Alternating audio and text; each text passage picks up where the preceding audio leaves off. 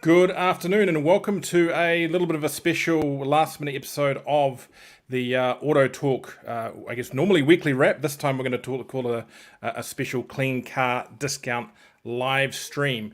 I have waiting in the wings a number of industry experts here to discuss with us today the changes that were announced to the clean car discount yesterday. That certainly, going by what we've been running online in our social media, has a lot of people talking. Now, before we start, we just have a couple of little things we need to go through. If you are from the media, please understand this is a Chatham House Rules event, and we request that there is no reporting from this event. You can contact me, Richard, at automediagroup.co.nz if you do want to work through the material that is being discussed today, and we can look at what we can do, but just be aware that this is on that kind of basis. I also just would like people to appreciate that we have today with us people attached to Waka Kotahi, the New Zealand Transport Agency. The Transport Agency acts to make the clean car discount work.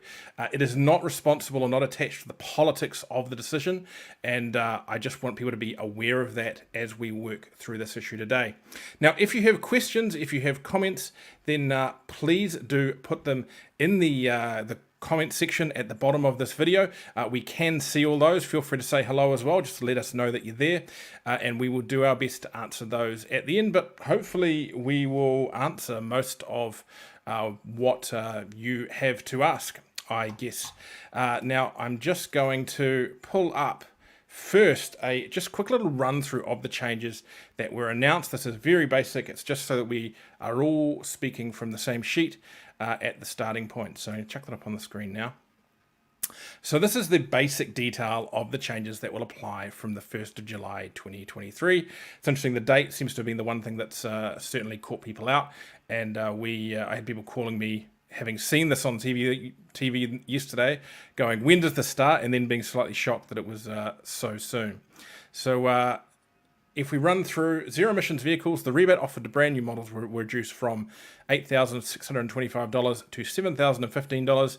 And for used imports, it will increase, it's a generous use of the term increase, from $3,450 to $3,507.50, that all important 50 cents. Now, vehicles that emit 1 to 100 grams, which is generally going to be plug-in hybrids and smaller hybrids. The rebate amount will reduce by approximately $1,500 to $1,700 for new vehicles, and by a small amount of $200 to $500 for used vehicles.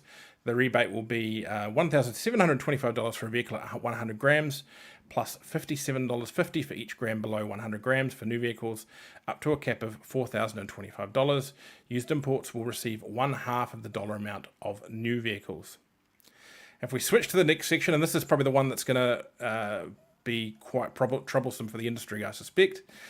Vehicles that emit 101 to 146 grams, generally smaller petrol cars and larger hybrids, they will no longer receive rebates. And interestingly, it doesn't have to be a particularly big hybrid to get that. The Toyota Corolla hybrid emits 101 grams. So the Toyota Corolla hybrid, arguably one of the more efficient new hybrid vehicles in the market, no longer receives a rebate. And then for vehicles that emit 147 to 149 grams, they're the one sector that doesn't seem to have a change. They didn't get rebates, and they're not going to get them anymore either. If we move on to vehicles that emit 150 to 191 grams, generally petrol and diesel cars, a charge will now apply. The charge will be calculated as follows: $575 plus $57.50 for each gram above 150 grams. New vehicles. Used imports will be charged 1/2 of the dollar amount of new vehicles. Now, it's interesting, there are actually plenty of hybrids caught up in that band, and we'll discuss that later, certainly within the larger hybrid SUVs, in the used market, people movers and so forth. And there's some random ones like the Nissan X-Trail e-Power, a freshly introduced hybrid car that now has a penalty on it, which is really interesting to see, when arguably I kind of thought the idea was to push electrification. Vehicles that emit 192 grams or higher, generally large SUVs, vans and utes, they will continue to be imposed with a charge, but now using the following formula. which will increase their charge $575 plus $57.50 for each gram above 150 grams. Used imports, again, half of the dollar amount of new vehicles. Vehicles that emit 192 grams or higher. Let's run that through again. The maximum amount of a charge for vehicles with very high emissions will rise from $5,175 to $6,900 for new vehicles, and from $2,875 to $3,450 for used imports. Disability vehicles, a special rebate for low emissions disability vehicles will be introduced, $11,500 if it is an EV, and $5,750 if plug-in, hybrid, or hybrid. Brand new and used imports receive the same dollar amounts.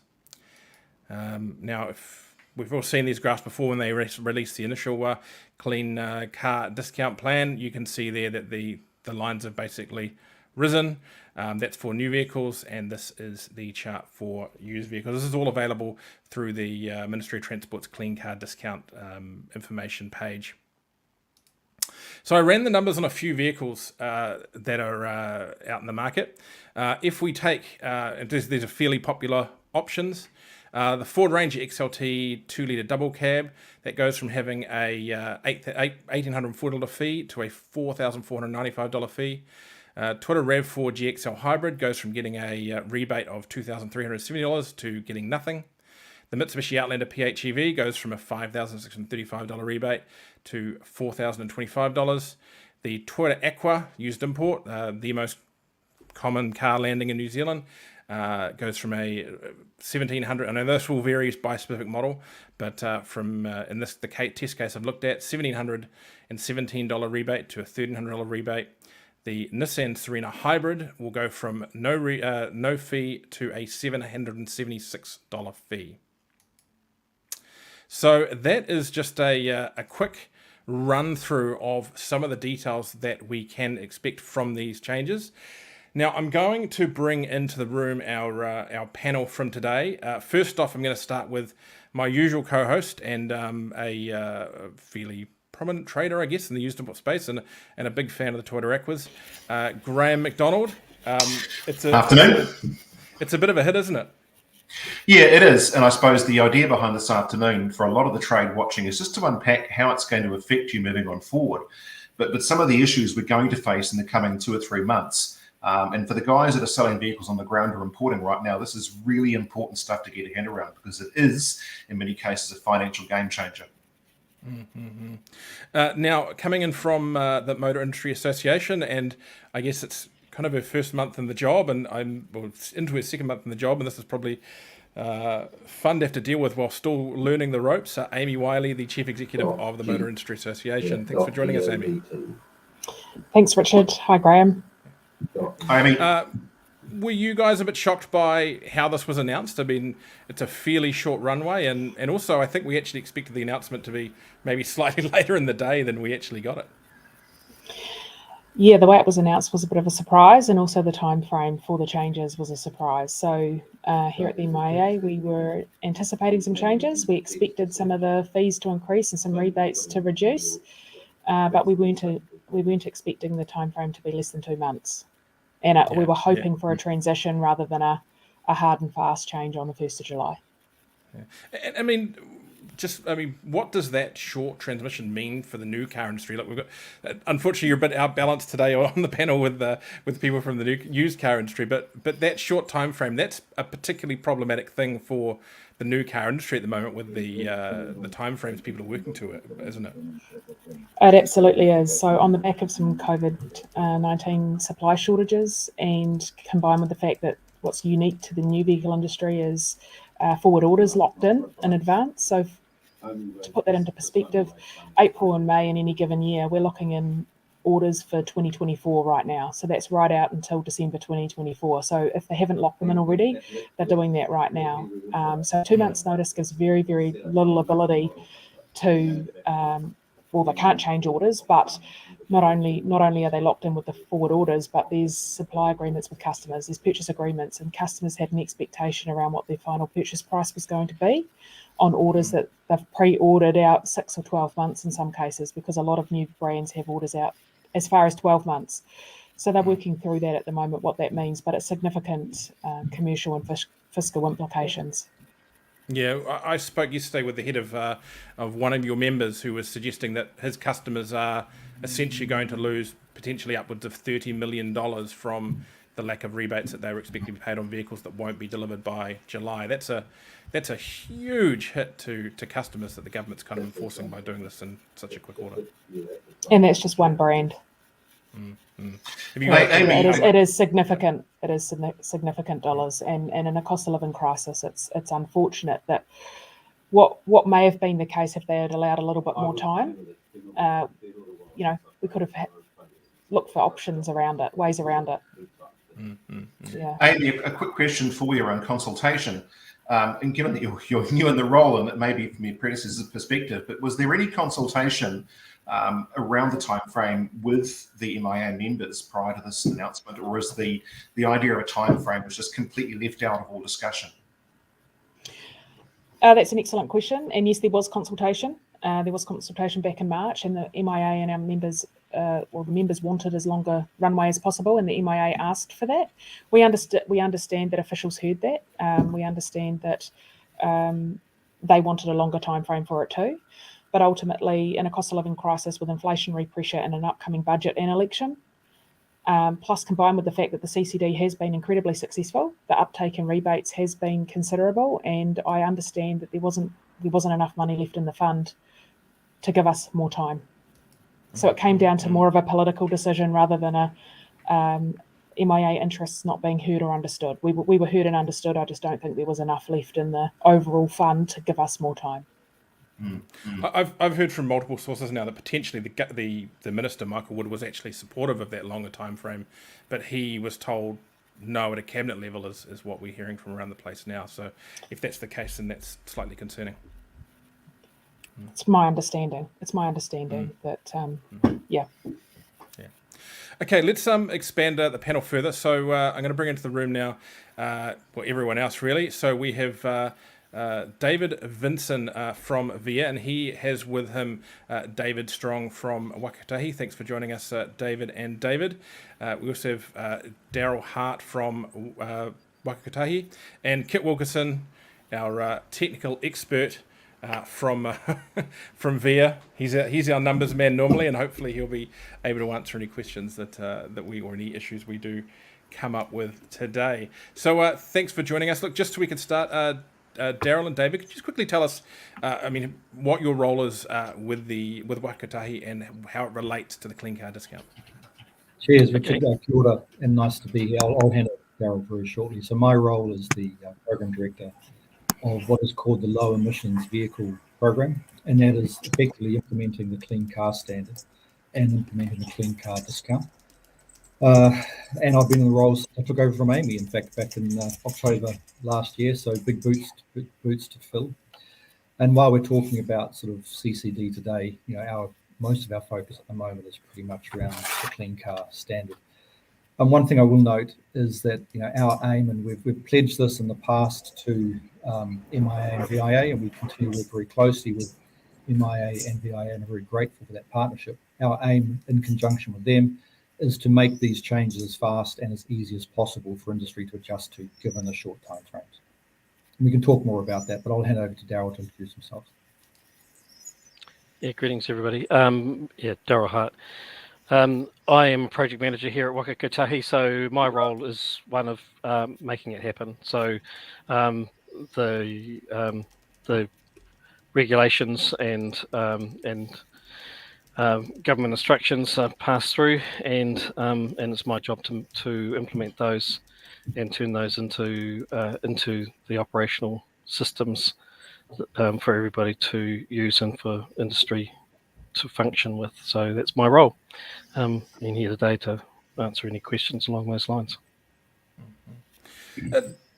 David, you mentioned there, you wanted to, you're looking at the amount of time it was required for the industry to work with this. I mean, do you think that this, less than 2 months, 7 weeks or something like that, is enough for a change like this? I mean, do you think it's being pushed a little too far from a practical perspective? Well, look, I guess as officials, we do our best to meet government requirements and government obligations. And in that case, we can certainly make the technical changes in the time available. Like Amy mentioned, we were asked to provide advice back in February around timeframes. We provided that advice. It was listened to at the time. It is what it is, and we're now working with the timeframes that are available. The main thing for us is that we have some back-end technical changes that Daryl can talk in more detail with that need to be made, and they can be made in time. But more importantly, we are aware that particularly for used car importers, you make very important purchase decisions quite quickly, and we need to get something up and running for you in the interim that can provide you with a calculator tool so you can actually work out what those fees or rebates will be after 1 July. And we're aiming to get that up and running in the next couple of weeks, but very much by the end of the month if possible. Daryl, do you want to talk a bit more about that? Sure. Yeah, we'll be using our Right Car and Fuel Saver platforms, updating the material available on those for where we display information about fees and rebates under the Clean Car Discount Scheme to make sure that information is available showing both the impact in terms of pricing if the vehicle is registered pre 1 July and the numbers post 1 July. So depending on when that vehicle is registered, then that information will be available in that way. Until then, we encourage people to use the information available on our website, which they can do their own calculations based on the tables available on the per gram basis. So, as David said, we'll have that information up and running soon. Yeah, I would highly recommend if people are wanting to check out what their fees and rebates are going to be. There are, I think it's on the NZTA Clean Car page, it might be on the Ministry of Transport, to a card for fees and a card for rebates, which is very quick reference, very handy. You just need to know what the existing CO2 rating is, and you can then refer to that card and work it out from there. But you're suggesting it could be 2 more weeks before Right Car or the dealer system are updated for people to see what's going on. There's always a risk. Sorry, Daryl. There's always a risk that we overpromise and underdeliver, or underpromise and overdeliver. So if I could give you a 2 to 4 week window for that. Richard, we haven't had a lot more time than what was announced to make these changes. We're working as fast as we can to get those changes implemented as soon as we can. And I'll just drop the link in the chat. There's the PDF documents on our website page. Mm-hmm. How long ago were officials made aware of the final decision? When could you have started that work to get those systems updated for the industry? So we've been involved, I guess, in the whole sort of consultation process that Ministry of Transport runs as a standard way between MOT and Waka Kotahi. We get notified of cabinet decisions at the point in time that MOT is available to sort of note those to us. In this case, I think we had around about 10 additional days. Is that normal, or is that somewhat rushed? I think these are what they are, Richard. It's not really our job here to comment on what is appropriate timelines from a cabinet decision. Look, this may be a layman's question, but why does it take so long to update the system? Surely it would be a case of, if it's a database, putting in the factors that it changes by, or is it quite a big restructuring required? There's quite a few. So for a start, yes, I mean the reason why in general the time frame is we're able to do those changes is the changes are not wide ranging. So it's the changes are limited effectively to the rate card, if you want to put it that way, and that makes the system changes somewhat simpler. But we have a number of systems to update, and there is a number of places where this information is displayed, and it's important that we make those changes, we test those changes, and the information we put out is accurate. And to be frank, a couple of weeks is not an unreasonable time frame to be able to do that and make sure that we don't put out any information which is incorrect. Mm-hmm. So. I'll go to you, David first, and then to Amy. I mean, that cuts down the amount of time that members have that information out there, and certainly the consumers have that information out there because they're the other side of this, to basically a month before it's in place. I mean, is that too tight from your guys' perspective, and what do you think could be done from the association's perspective to help members from both sides and dealers and the community understand what these new fees and rebates are going to be? I presume it's this, David, you're talking to, Richard?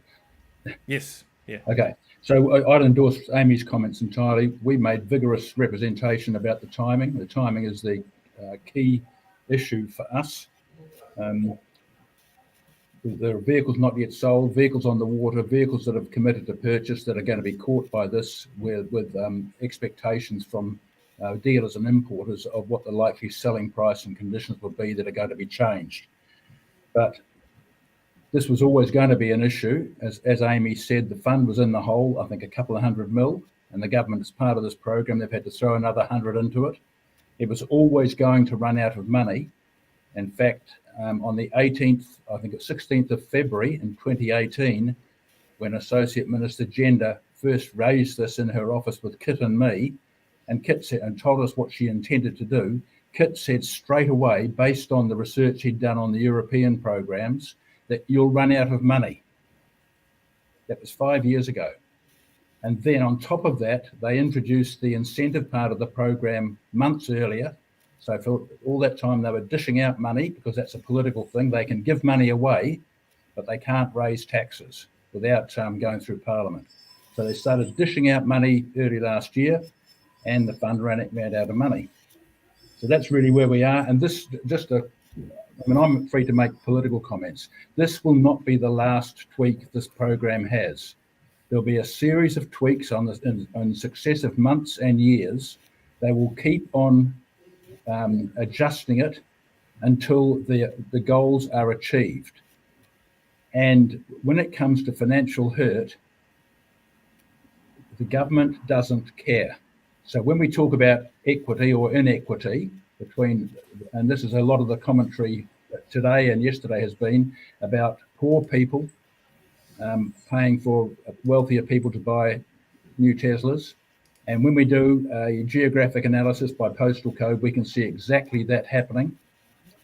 And so but they don't care. And when I put it to the minister in a public forum that you're trying to hurt people to force them to change their behaviour, he said that's exactly what this program is designed to do. So the real politic is this is what the intention is.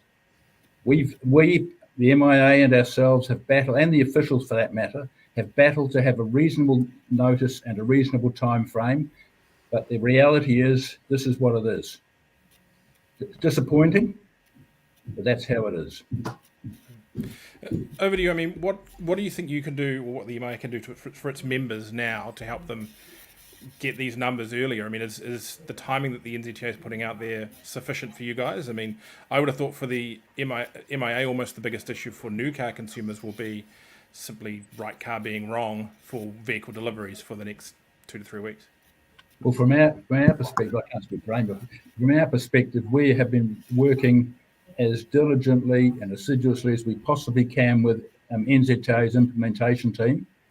It's sort of groundbreaking type relationship to put this stuff together, and anybody who's been involved in those discussions, including all of the major players and importers, they've all had good input into it, and we believe that they're moving as quickly as they possibly can. And they've thrown all sorts of resource at it. So our best advice and assistance to our members and the industry is to provide factual, accurate information as quickly as possibly can.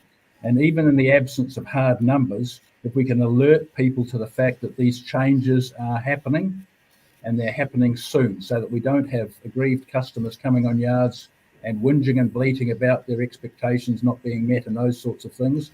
So one of the things we've asked NZTA Waka Kotahi to do is to have a good communications program for both retail and industry, to let people know that these changes have been made. Yesterday with the political decisions, political announcements, and all of the press flurry after that, but now it's a case of conditioning the public as to what to expect.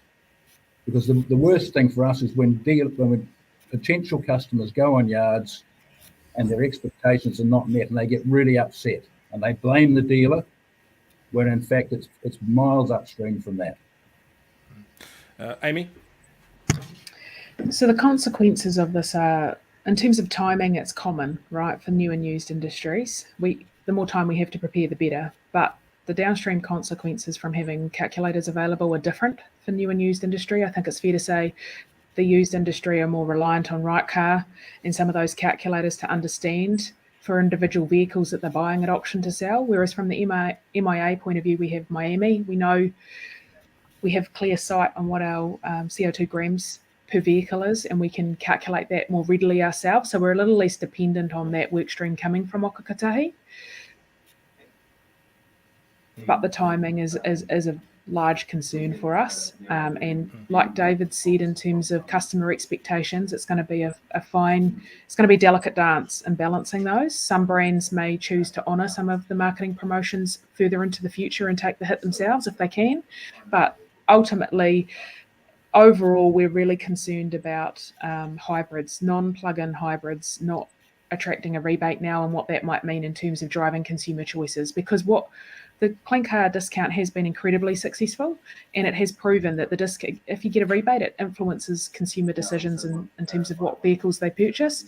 I'm concerned that they may choose not to take up a non-plug-in hybrid, and that ultimately, if we're talking affordability, we don't want people making choices to choose an ICE vehicle because it's more affordable over a hybrid. That is not going to achieve the overall aim of policy to reduce vehicle emissions from the New Zealand fleet. I've seen some comments in the last, since yesterday, with people suggesting that the removal of the rebates from hybrids could actually drive the CO2 curve in the other direction almost. Is that something the MIA is concerned about?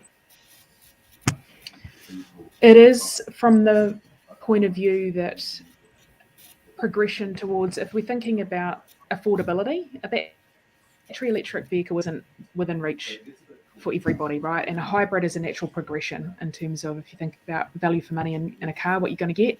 There's also a number of other concerns that some consumers have around charging infrastructure, and having some kind of a rebate on a hybrid is a natural progression step towards a lower emission vehicle choice. So for those who aren't willing to take the plunge and go straight to a plug-in or a battery electric vehicle, the hybrid was a nice stepping stone that you'd hope they'd be trading in 2 or 3 years' time and moving towards something as more technology emerges in the new vehicle lineup. I'm hoping that as a direct result of not losing rebates, people still choose the hybrid and they don't choose a cheaper ICE vehicle. Kit, you kind of watch the trends and watch the numbers. Is that something you'd be concerned about happening as well? Oh, certainly. Other than no penalty is an incentive over some penalties. So even though the hybrids may not be getting a credit or a subsidy, I agree with Amy that they won't look near as attractive. But those penalties are going to look even less attractive. Is that one for Daryl and David? I'm not sure if you guys were part of this, but has there been any Waka Kotahi modelling around what these changes could do to buyer preference? I mean, are we potentially likely to see the market split and more people go EV and more people go ICE? I mean, has there been any thought around that?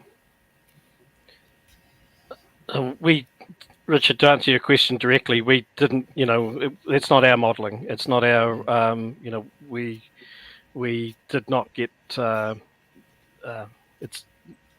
input into the split, if you like, and its effect. I guess it looks like it's a pricing band split and not based on a vehicle type split. And so therefore it's economic factors, but we're speculating because it wasn't our modelling work that went into those decisions. So we can't comment. Richard, David, here, just picking up on that. It's a really good question you've asked. In fact, I think there's a real need for proper modelling from behavioural economists to try to understand and explain what is likely to happen with these changes. Because at the moment, it's just suck it and see. The Minister or Cabinet decide they're going to do something, and then it all comes as a surprise to everybody. Whereas they should be doing it properly. And both consulting with industry and the market and doing the modelling to suit. Just to jump on to the next thing, and first I'll just say, remind those people that are watching, if you do have any questions or comments, please do get them in soon. We've got a couple there that we'll go through when we get a little bit further through this. I just want to touch on two kind of problem areas one for the new industry and one for the used industry. Now, I was utterly shocked at how much the fee for a ute has risen, and I kind of feel like in some of the political attacks on EV buyers, and cards on the table, I'm an EV buyer, that it's totally overlooked how much the fees on utes have risen, and we touched on that before. A Ford Ranger has gone up from under $2,000 to $4,500. Amy, how's the industry looking at this? I mean, that's a massive number to swallow on those vehicles. It almost seems out of proportion to the situation. Is that your read on it? Yes, it is. I think it's fair to say light commercial vehicles are disproportionately affected by this because there isn't yet much alternative for them.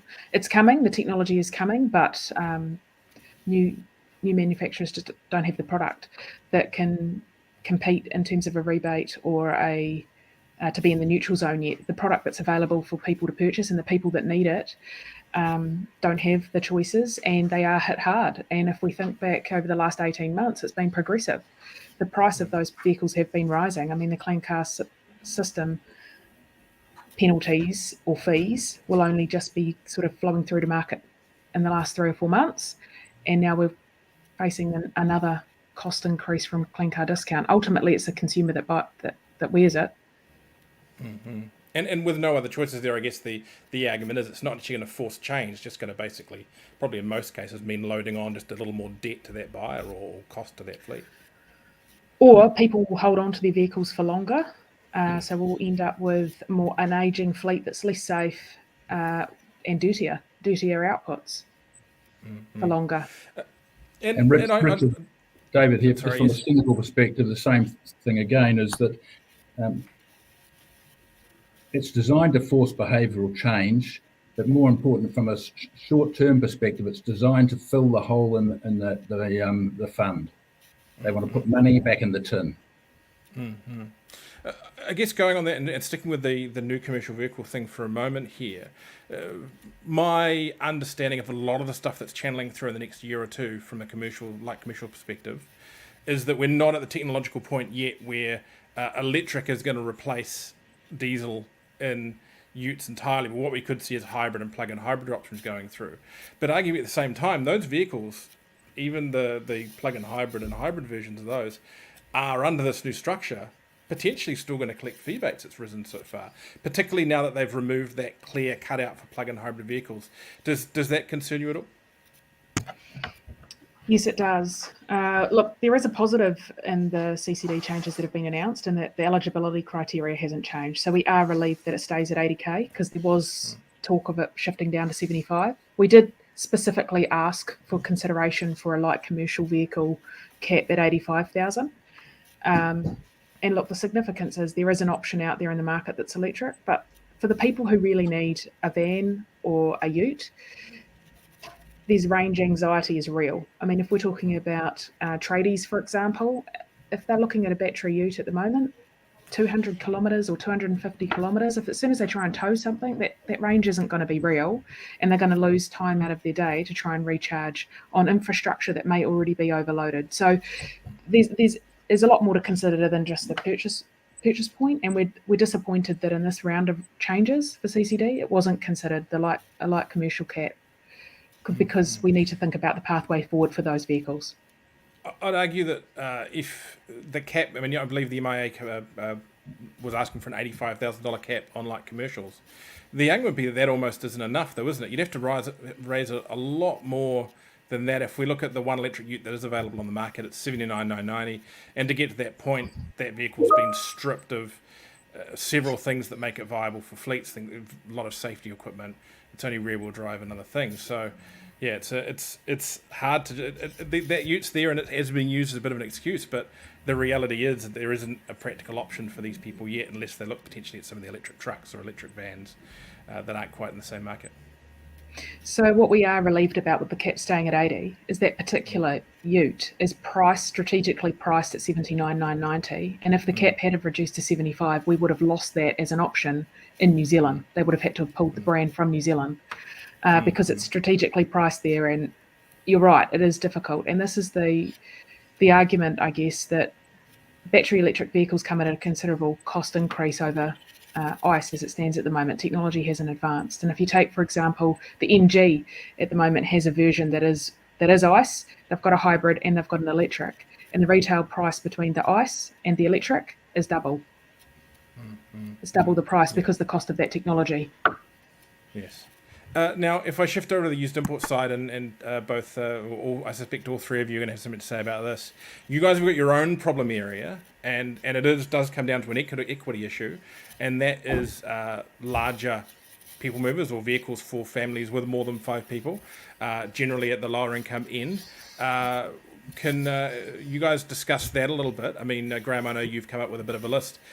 We saw earlier the Nissan Serena Hybrid now. Even that gets a penalty on, I think that's a 2017 model. The options out there for families that can't stretch to buying a LDV MIFA for $80,000 have pretty much been killed off unless you want to pay a fee. Yeah, I circulated a bit of a list prior to this meeting, talking about that affordable 7-seater marketplace. And for those of you that are in the import market, you'll understand that your 7-seat model is traditionally to families that are of usually either lower income or a spread income throughout the family. That means that vehicles over sort of $15,000, $16,000 are not attractive from a financial perspective. And so the market for those vehicles traditionally from Japan has been in the lower price brackets. And I went through a bit of a list of all the popular models that are coming currently into New Zealand from Japan. And with one exception, they all now attract a fee. And the fees range from sort of a $500 or so all the way up to a couple of thousand, if not 2.5 or 2,200 for a Honda Odyssey. And so from an equity perspective from the industry, because don't forget, the used import industry sells on the day, so to speak, what people want. And we try and make it work within a pricing model, but we're ultimately controlled by the pricing in Japan.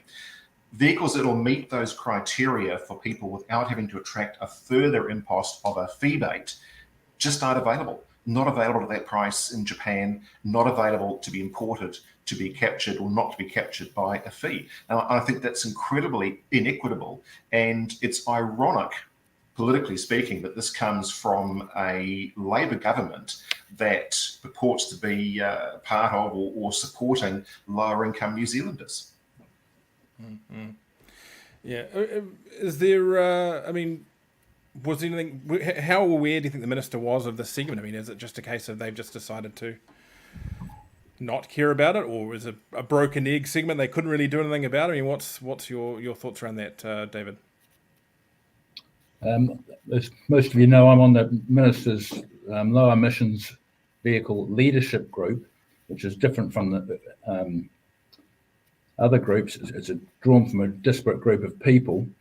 And we saw about 3 weeks ago, I think it was, the option papers prepared by the Ministry of Transport, and they did a pretty good summary and of all of the options that the minister and cabinet had in order to fill this budgetary hole. But once they'd made their recommendation and put those options to the minister, it then went to cabinet. So my comments are, it is what it is. What Graham has said is quite right. The inequity has been exacerbated, and I'm not being cynical about it, but they don't care. I mean, in fact, on that ministerial group, there's a lot of discussion about modal shift. And if people can't afford efficient vehicles, they should get out of cars, get onto buses and walk to work. There's that degree of cynicism. So we just need to understand that.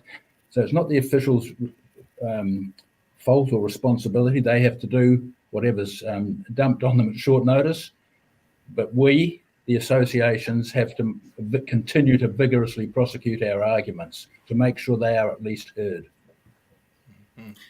As far as the cases that we have made on behalf of people movers, or those who want to sell people movers.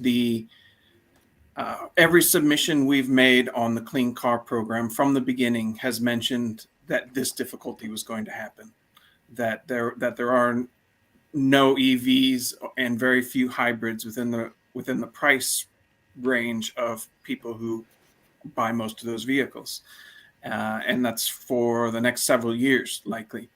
So we've been making the case, going so far as to argue that 7 8-seaters should be moved up into the bracket with the light commercial vehicles for the different pricing brackets. So we've been trying to make the case. I guess while this has been picked out as a largely used input issue here, Amy, I guess it's the same in new car land. I can't think of a 7-seater now that doesn't attract a fee as well. Again, it's families just in general that are being slapped by this.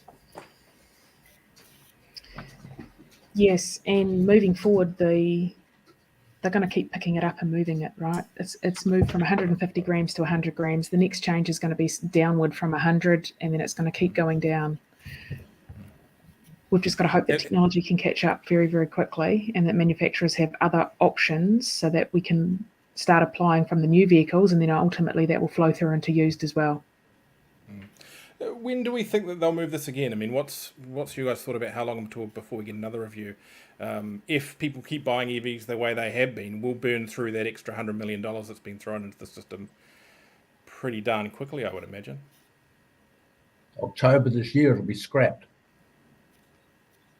Yeah, well, I mean, that's a good point. I mean, what's people's thoughts on that? I mean, do you think it'll survive the election? Well, that's entirely dependent upon a governmental change, isn't it, Richard? That's a pretty easy question to answer, because both National and ACT have made it very clear that they will scrap the CCD if they attain office of government. And obviously Labor or Labor Green, or now Labor Green Te Pare Māori Pari cohort has made it very clear it's going to remain. So your answer to your question is very simple. Which government bloc gets elected will determine the fate of CCD. But here's a difficult position we're now placed upon, and this is probably more of an issue for Amy and MIA members, is if you now start to look at your stock mix going forward, taking into account CCD, and you obviously need to do that because it's a big part of your members' financial decision making. What happens again if it's changed in October? We're now on a roller coaster of decision making over a very short period of time, taking a genuine commercial risk upon the policy now being turfed again in 5 months' time, 4 months' time. So the MIA has been very, very clear with both officials and ministers around time. We need time to adjust. And 2 months is not enough. So even if we get a change in government, we need time to transition and phase it out for this exact reason. It's not something we can't just pivot. These manufacturers are locked into supply and orders, and there's significant commercial consequences from being saddled with that stock. But on the other side of it, the other side of the coin, we also can't just choose globally what vehicle gets allocated to this region of the world. We can't just say we want only battery electric vehicles, or we want this type of hybrid or whatever. We are competing. We are very small volumes. We're within the margin of error globally in automotive in terms of our volumes, and it's not always prioritized to this area of the world. So everybody's doing what they can to get the cleaner vehicles here to meet what we currently know. But when the regulations change on us very quickly, it's very hard to adapt and pivot. So I'd like to hope that we can learn from this particular situation with less than 2 months' notice that makes it difficult for everybody, and give us a longer runway and a more transitionary approach moving forward to future changes. Because what Kit said before, he's correct. There will be tweaks, there will be changes, and the scheme was designed to be tweaked and changed as needed. But I can't see a valid reason for it needing to be short time frames and reactionary. We can be proactive about this. This one's for David and Amy. Have either of you, or as a group, made any submissions to the minister about this being too short and pushing for this to be pushed back? It always comes up every time something like this happens. Everyone talks about running to the minister and petitioning for it to be put back. Is there any chance of that being done in this situation? No, we haven't. It's only been announced yesterday. We weren't aware of it until then. and it's fait accompli, and I think we just have to accept it. And I think from a bigger picture perspective, what we're seeing here, we're looking at it from a transport industry perspective. But what we're seeing here is a clash between two issues. We're seeing the clash between transport with a need for affordability and utility and safety and economy on the one side, which is our areas of interest, our collective, all the people on this webinar today, the clash between transport and climate change ideology. And this is not the end of it. We're going to continue to see this. So it's a bit like the clashes that we saw some years ago between safety and fuel economy, but this is the same sort of thing writ large, and it's driven by a different set of factors. So my word of the day is realpolitik. I believe we have to accept this now, and as Amy said, we've just got to keep making sure that our message continues to get heard, even if it's not being acted on. It's really disappointing. But we've used best endeavours, both the associations and the officials, to come up with a realistic time frame for these changes. So the answer to your question is, Richard, no, we haven't made any submissions, and we won't, because we will certainly remind the Minister as soon as on Tuesday when I see him of our concerns, but it won't change anything. Amy, similar position from the MIA, or are you taking it a different way? Yeah, it's a similar position. We'll outline our concerns, we'll outline the impact, but ultimately we all want to progressively move toward a cleaner fleet in New Zealand. We'll be monitoring the data in the coming months with scrutiny over what's happening around those hybrid vehicles, so that we can feed into whatever that next change is. So there's two things. One, we want to overall clean up the fleet as fast as we can with what's available in terms of a supply in New Zealand. But second of all, we want to make sure that any submissions we put in for the ministers to consider, that it's a fair, equitable system with enough of a time frame to implement that's fair and reasonable. We touched on communication to the retail public earlier on, and we saw a fairly strongly worded press release come out from Twitter New Zealand yesterday. Do you think the industry has a role in communicating to the public the change, if for nothing else, to make it very clear to them that this isn't something that the industry is doing to the public, that it is a government role? I mean, is it something the industry could work on, or is it likely that from both of you, your respective members, might do some legwork on communicating this out to the buying public? From a new industry perspective, the concern wasn't just for the commercial consequences for each member and their organisations. It was also around how can we do right by our customers. This places us in a difficult situation, because looking forward, customers have placed orders for vehicles to be supplied in months to come, sometimes up to a year from now, in good faith. They've agreed their price with whoever the member is, and the transaction on the rebate or fee is with the government. But ultimately, that agreement was there was an expectation around purchase price. So each individual member will now be scrambling to rack and stack the numbers and have a look at how they can best meet those customer expectations, as well as trying to rebalance what makes commercial sense in terms of viability for themselves in these months to come. Because it's not small numbers we're talking about here. We're talking about hundreds of millions of dollars impact to the new car industry as a result of this change. Had it not been 2 months, had we had 6 months notice, we probably could have mitigated a lot of that loss. There's things that you can do with time, but it's a commercially unfavourable outcome. Yeah, Richard, we don't have the capability to reach the retail market, which is why we've been in discussions with Waka Kotahi officials to have a really vigorous communications campaign, both for the industry and to retail, to explain what has happened and what is happening. It needs to come out, as to be seen as a statement of fact from government as to what is happening and why. Because otherwise, anything that we say is just going to be seen, looks like an apology or an explanation or something. I know it's fairly early, and that may not be your guys' areas, David and Daryl, but is there any word about whether the NZTA could be involved in some form of communication in that way? Yeah, so thanks for that. Good question. Come back to the thing I said earlier. We have been aiming and have succeeded, I think, to develop a really good trusted partnership with both David VIA and Amy and MIA to understand what are the drivers and the needs of your industry and your importers. So we can do whatever we can possibly do to make it easy for you.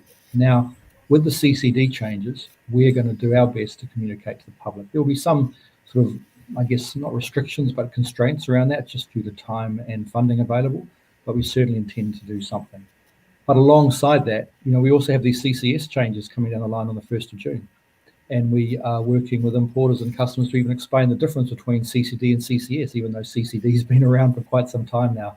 So there's an awful lot of work. We have a team of around about 4 or 5 people who are living and breathing change and comms around CCD and CCS. We are making phone calls. We've made over 800 phone calls to importers in the last few weeks to have one-on-one calls to them about what's happening with CCS, but now also CCD. We're doing newsletters. We're putting advertisements in Trade Me. We're doing them in publications. There's a whole suite of comms that are occurring around CCS and soon to be CCD, and we will do our very best to get the message out there. That's to the trade level. I mean, could Waka Kotahi be involved in communicating this better to the retail level? That this is a system that's aside from the choices of the importers or the new car distributors. Full stop. Yeah, so we absolutely need to look at that. I'm not too sure what we can do there, but we need to look at that. Okay, and you guys will be discussing that with the industry associations? Very much so. I think we talk about comms a lot with them. We meet fortnightly and we have very free and frank conversations. And I mean it in absolute truth. This is probably one of the best examples that I've seen in government reform around industry and government working together on change. If we can keep it going, then that's going to be very good. Okay. I've got a quick question for Amy and David. And David Vincent, and I'm sort of hearing your voice. You've seen this as a fait accompli, obviously, and I've been in that position working with you for many years, but we've seen these changes foisted upon the respective industries. But is there scope, do you think, or have you considered a legal, I don't would use the words challenge, but the enormity of the issue over the timeline? And if you ask anybody, I think, in the industry, the issue so much isn't the individual points of a rebate or a fee, but if there's the single biggest sticking point, it's the time frame. Has there been, or would there be consideration around a legal peak under the cover, so to speak, to see if a challenge could be raised around that time frame? From a new industry point of view, it's very difficult to mount a legal challenge for something that's not law yet. So these changes depend on regulations coming into place before 1 July. By the time they're in place, it'll probably be right before 1 July. Yeah. The Cabinet and the Crown is immune from legal action in that regard. Yeah. Does that fact that this isn't law yet cause any issues for you, David and Darren, in regards to assisting the industry in the transition and getting the information out there? No, because it's a cabinet, it's a ministerial decision as a result of a cabinet, or ministerial announcement as a result of a cabinet decision.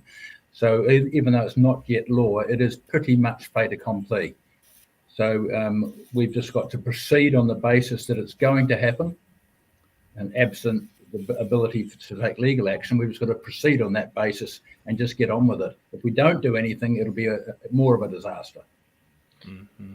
Yeah. Now, there's just some slight nervousness, Richard, I guess, that, we're doing all of what David Vincent just said, we'll be pressing ahead, making changes, saying these are the estimates in terms of what's going to be happening.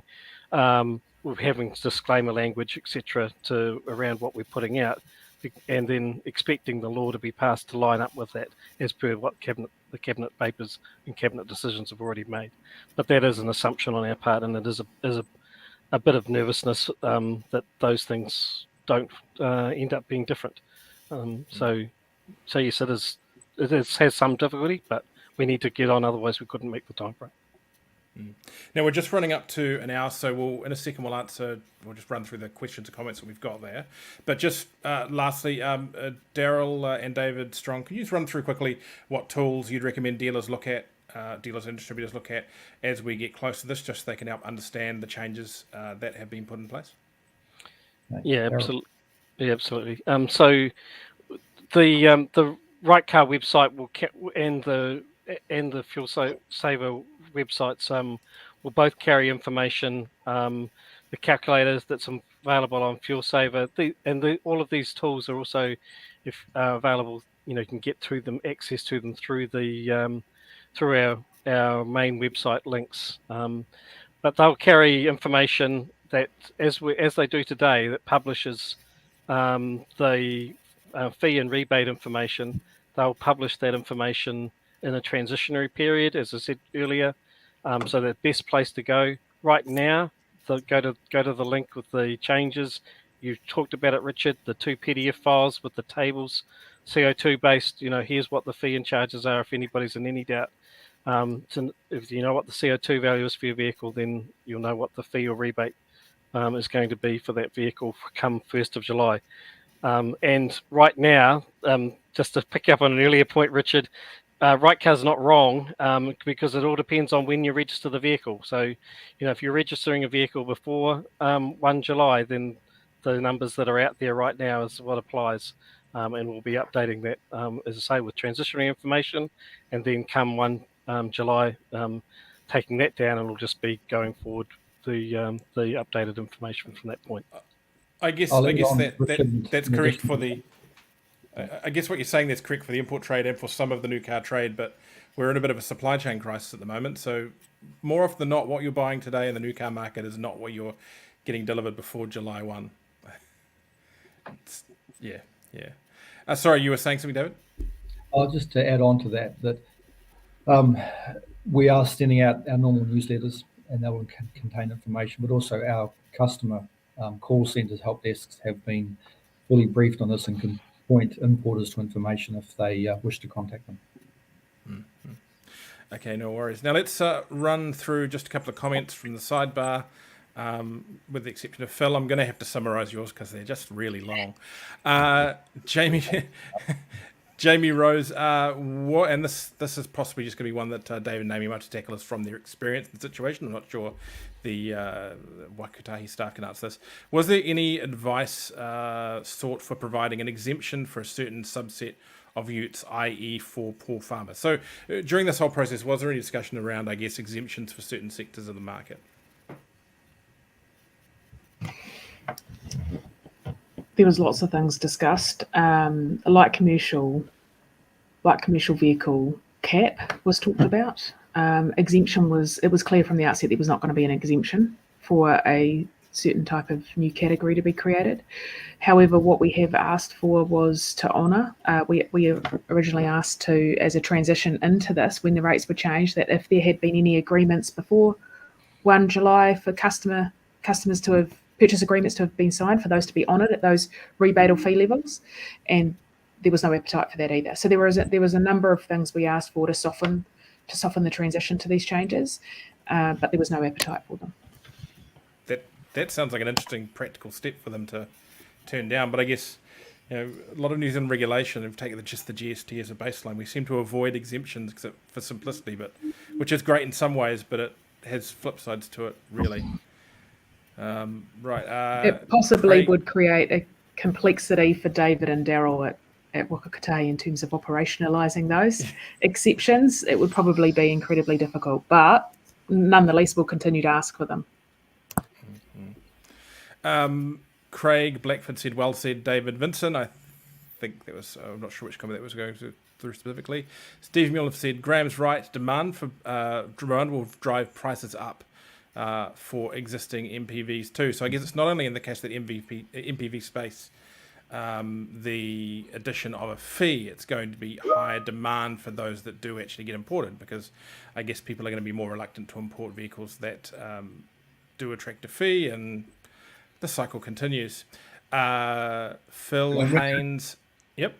Can I just jump in there?